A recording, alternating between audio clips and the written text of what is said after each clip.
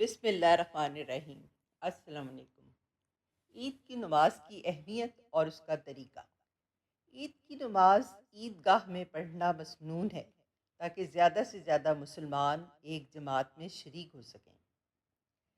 شہر اور بڑا گاؤں جہاں جمعہ قائم کرنے کی شرائط پائی جاتی ہیں وہاں عید کی نماز پڑھنا واجب ہے۔ تاہم جمعہ اور عید کی نماز کی شرائط میں فرق یہ ہے کہ جمعے کے درست ہونے کے لیے خطبہ شرط ہے، جبکہ عید کی نماز کے لیے خطبہ شرط نہیں، بلکہ یہ سنت ہے۔ اسی طرح عید کی نماز کے لیے اذن عام کا ہونا بھی شرط نہیں۔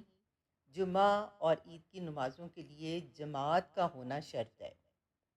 انفرادی طور پر جمعہ یا عید کی نماز ادا کرنا درست نہیں، جماعت کے ساتھ پڑھنا ضروری ہے۔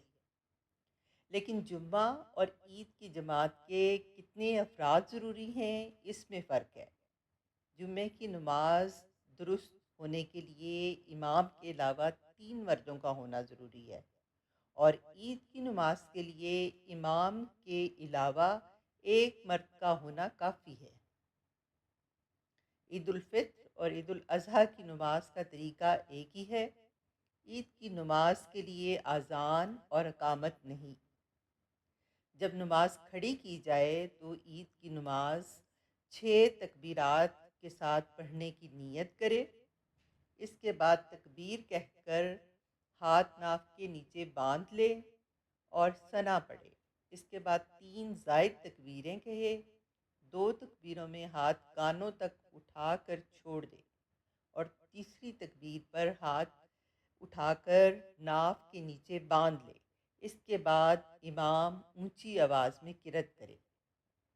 قرأت مکمل ہونے کے بعد بقیہ رکعت رکوع اور سجدہ وغیرہ دیگر نمازوں کی طرح ادا کرے۔ پھر دوسری رکعت کے شروع میں امام اونچی آواز میں قرأت کرے۔ اس کے بعد 3 زائد تکبیریں کہے۔ تینوں تکبیروں میں ہاتھ کانوں تک اٹھا کر چھوڑ دے، پھر ہاتھ اٹھائے بغیر چوتھی تکبیر کہہ کر رکوع میں جائے اور پھر دیگر نمازوں کی طرح 2 سجدوں کے بعد اتحیات، درود شریف اور دعا پڑھ کر سلام پھیر دے۔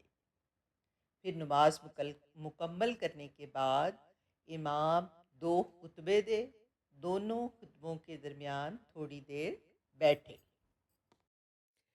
اگر آپ کو میری ویڈیو اچھی لگی ہے تو میرے چینل کو سبسکرائب کریں اور اپنے دوست احباب کے ساتھ شیئر کریں۔ جزاک اللہ خیر۔